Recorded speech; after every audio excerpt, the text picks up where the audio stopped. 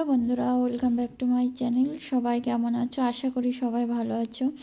তো আমি আদা দিয়ে একটি জামা তৈরি করার জন্য এখানে প্রচুর পরিমাণে আদা নিয়েছিলাম, কিলো পাঁচেকের মতো। তো আদাগুলো গাঁথতে যেয়ে আমি দেখি যে এটা কোনোভাবেই সম্ভব হচ্ছে না। তো দেখো এখানে এরকম সুচ গাঁথতে যেয়ে সুই ব্যান্ড হয়ে যাচ্ছিলো। তো এখানে এরকম একটা বাঁশ দিয়ে পিটিয়ে পিটিয়ে সুইগুলোকে গাঁথা হচ্ছিল আদার মধ্যে।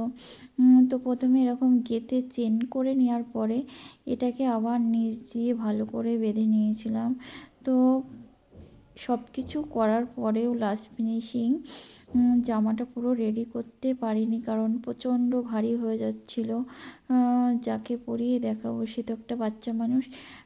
তো হালকার পথ দিয়ে ওকে 2 পিস করে একটা মালা পরানো হয়েছিল, আর মাজায় কিছু আদা দিয়ে জামা মানে করা হয়েছিল। তো আমরা ভেবেছিলাম যে আদা দিয়ে পুরো জামাটাই তৈরি করব, কিন্তু করা হয়নি।